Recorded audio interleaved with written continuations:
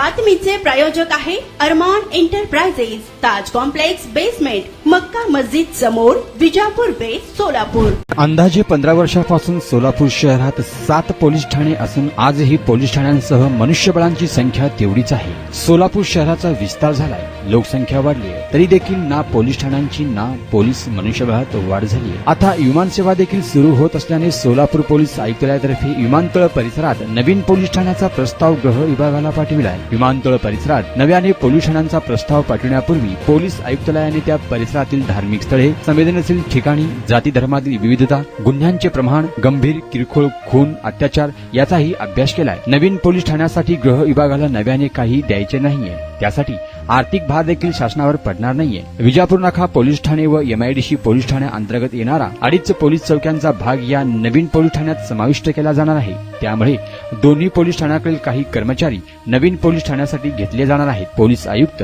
M. राजकुमार यांच्या माध्यमातून तो प्रस्ताव आता गृह विभागाला पाठवण्यात येणार आहे।